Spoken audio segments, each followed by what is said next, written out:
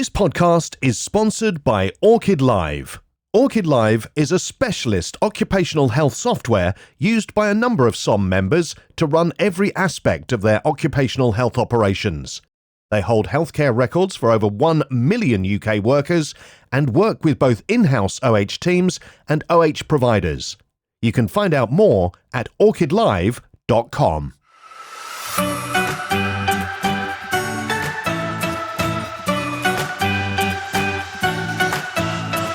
Welcome to SOM's Diamond Days, a limited edition podcast series to celebrate the Society of Occupational Medicine's 90th anniversary. Join me, Amy McEwen, and Anna Jones, and a series of very special guests to have an entertaining look at occupational health, past, present, future. Expect light-hearted conversation and some provocative debates.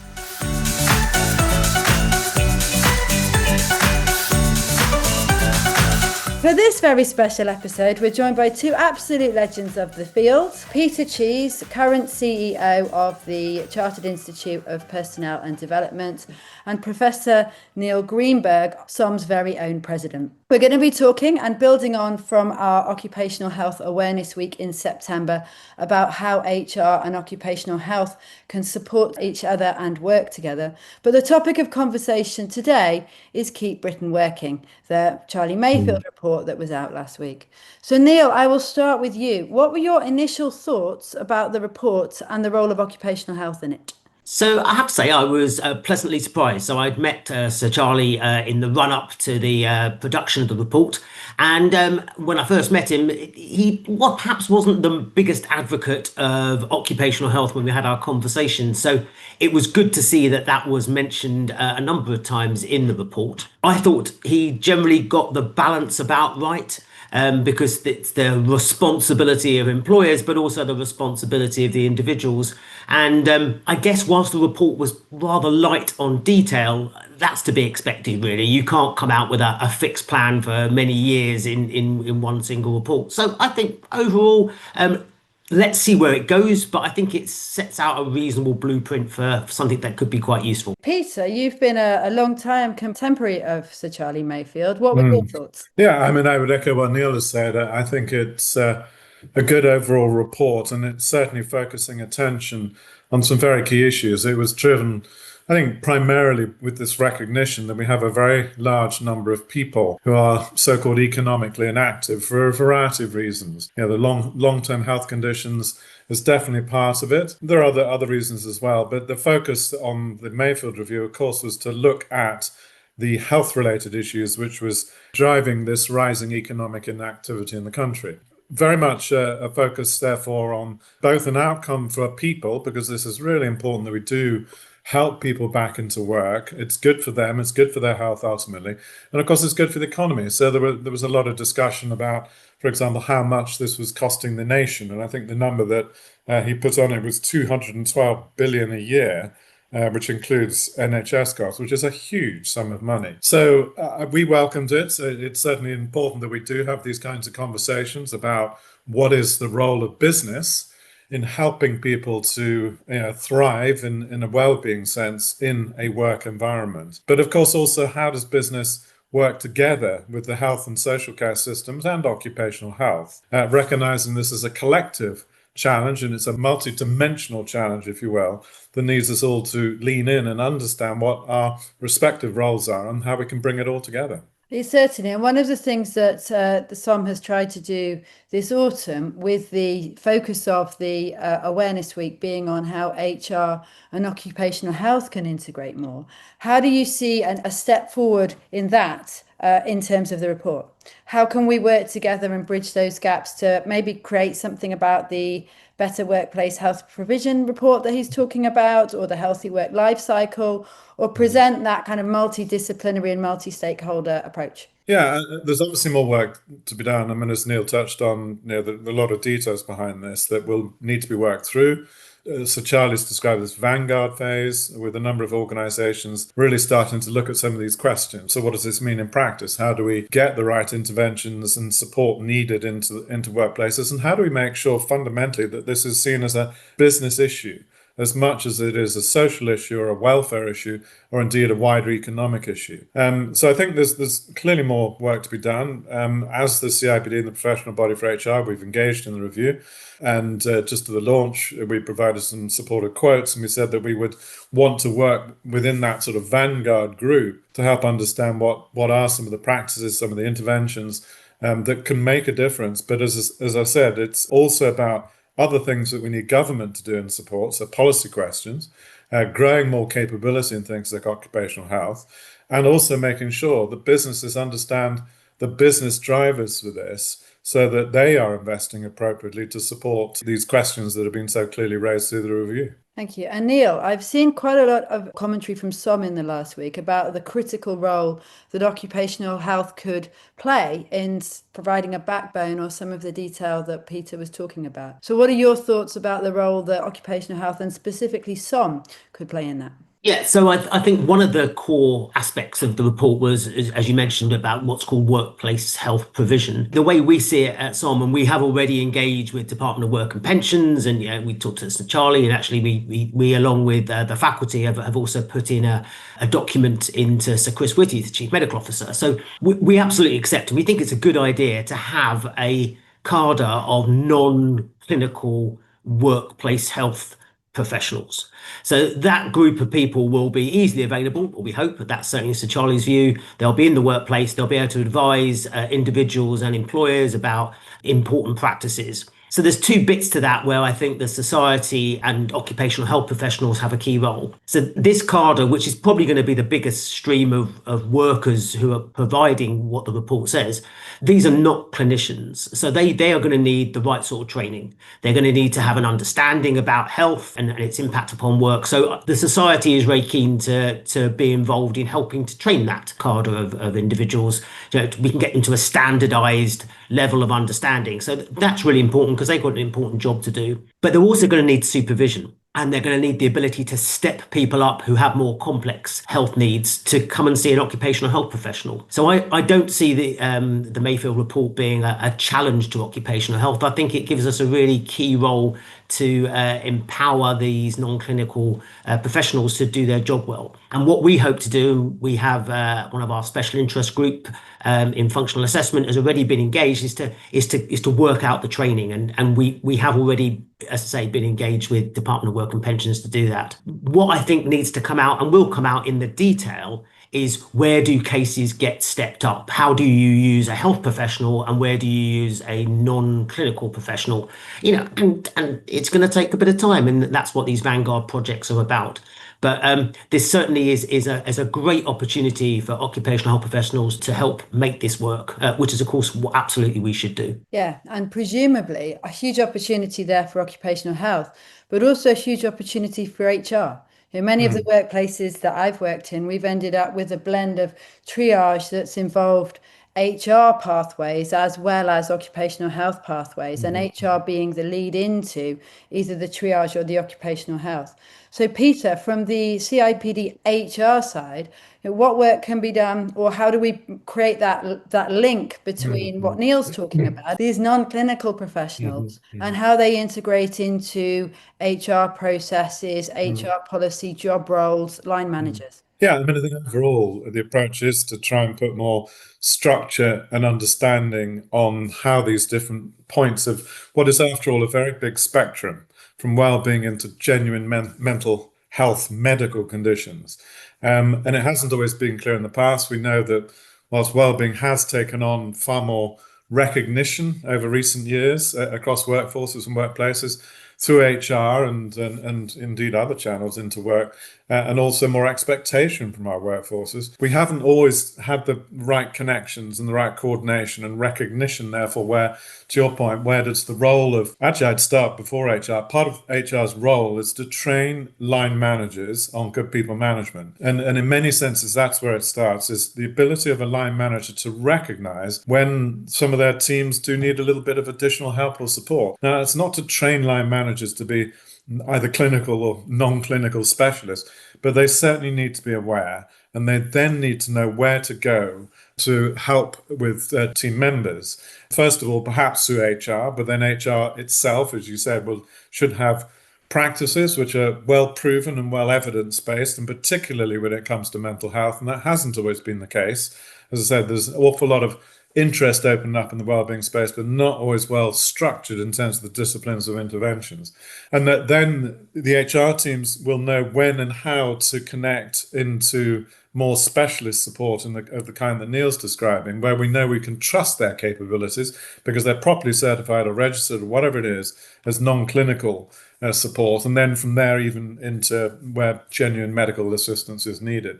But I think in all of that, some of the things that we've stressed for a long time about well-being in the workplace is we do need organizations to think about these things more holistically. We need to see that well-being is very much integral to the thinking of good organizational cultures, properly trained managers, that we have the right measures in place to understand where we are across the workforce, and that we're creating jobs and environments which are supportive of people. Because sadly, through all of our research, issues of stress in the workplace, for example, just continue to grow, and those will be antecedents of mental health and mental well-being issues.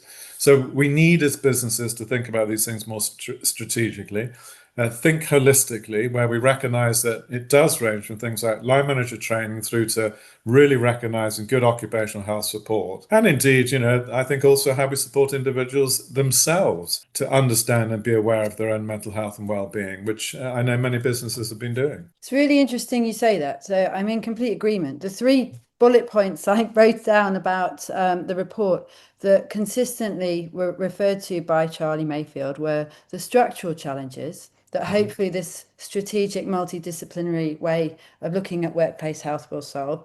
Effective and consistent support. So there's a clear place for the occupational health triage and pathways that we've been talking about in HR. But also he highlighted a culture of fear, and a fear in line managers especially, which I thought was really interesting, because what you often see is somebody is unwell, they go to their line manager sort of panics and goes to HR, and HR is then often in a position of having to triage or think about whether to refer to occupational health, quite often too late. So there is a huge opportunity here with this non-clinical professional to actually make very defined roles for the line manager, HR, and the triage point. Neil, is that a point where you think that occupational health can really land, is supporting the triage? Because very often it's the triage of cases and sending people through the right pathway to the right support, whatever that is is often the organizational bit that crumbles. Yeah, so there's a couple of bits there. So one of the kind of core aspects to what I've been interested to do whilst I'm in the presidency is to try and help organizations make better use of occupational health advice.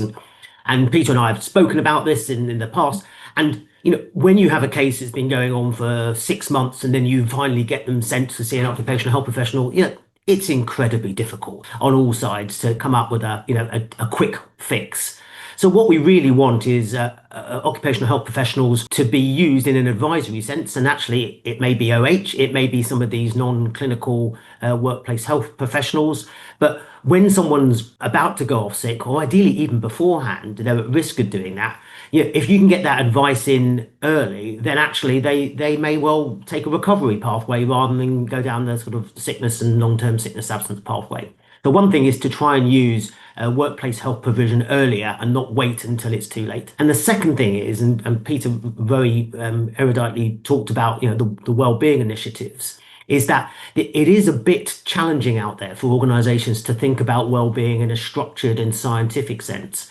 And what we really hope as a society is that we can help empower OH professionals to give strategic advice to organizations. So actually you can create healthier workplaces that are less likely to create ill health in the first place. And for listeners, I'm sure that you will be aware, but the Society a couple of years ago brought out a wellbeing buyer's guide to try and help HR and OH professionals. And we're actually embarked upon a process already with the Royal College of Psychiatrists looking at a kite mark, a quality kite mark, so that actually we can help organizations decide, what is worth investing in, what's not worth investing in. Because I think in the wellbeing space, this preventative wellbeing space, the most important thing is that you base it upon good evidence and that you have a structured approach.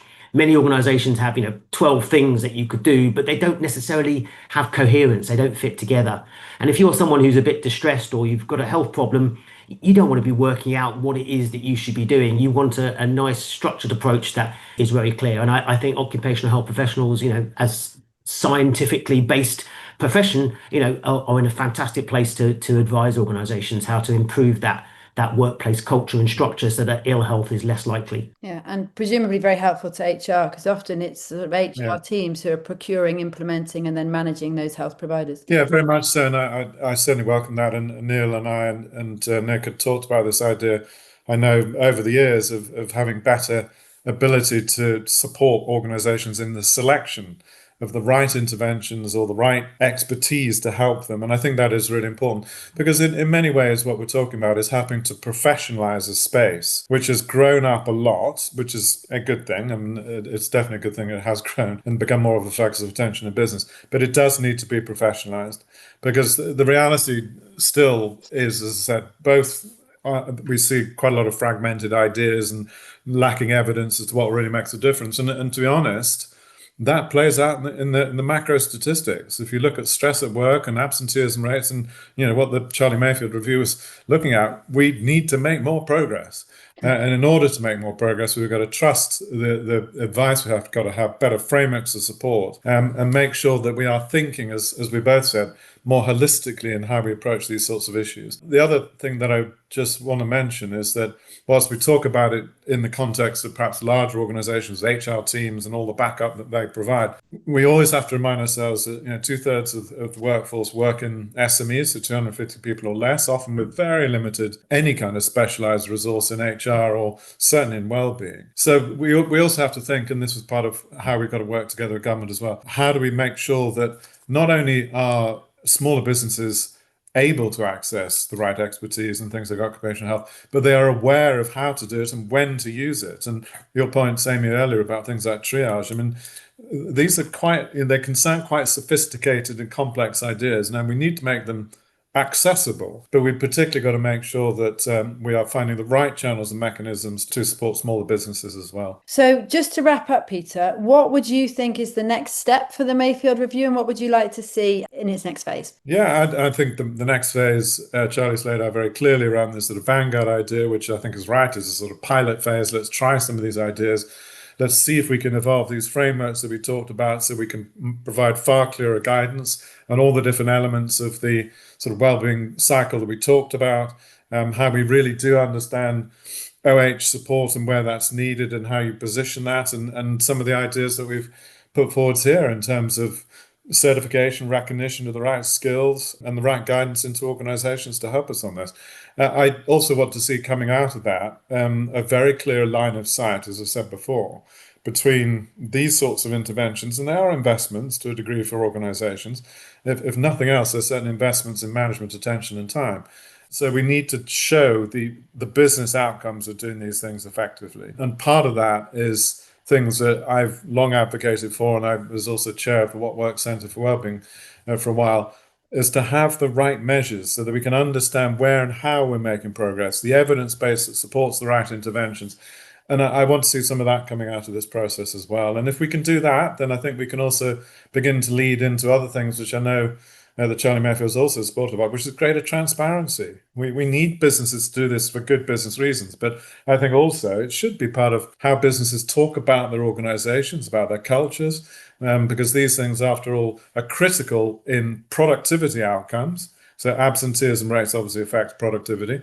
Lack of well-being affects productivity anyway, even if you were present. And we know that these are critical issues, as we've all said, for the economy, as well as all these people who are in this place where they're not finding jobs or finding work very difficult, and we need to support them. Agreed. And Neil, a final word to you. You've articulated where SOM can fit into this, but any other thoughts looking at the future? Yep. So one of the other things that's in the review is something that's called the Workplace Health Intelligence Unit, which I think is really important. It fits into what Peter was talking about. At the end of this all, we're going to need good data to show what works, because not everything that will be tried will be immediately successful. That's the nature of science and innovation. And what we really want are for occupational health professionals to be involved at all stages, involved in the design of the training, involved in the design of the measures and the analysis. And hopefully that means that at the end of this all, we're left with a legacy where actually more people are back at work. And that can't be a bad thing. That's good for individuals, good for employers, but also it's a try-win. It's also good for the nation. And what I can absolutely assure you is, we have been engaged with Sir Charlie. We will continue to engage with him, and hopefully he will be able to draw on the huge experience that SOM members have to try and make this work. A huge experience and 90 years of membership. So exciting times for the future. Feels like it's a real opportunity now for the next phase. And thank you to Professor Neil Greenberg and Peter Cheese for appearing on this edition of SOM's 90 Days. Thank you very much. Thank you.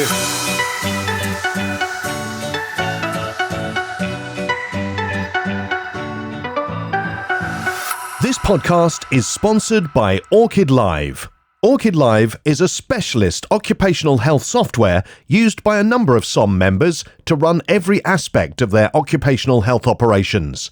They hold healthcare records for over 1 million UK workers and work with both in-house OH teams and OH providers. You can find out more at orchidlive.com.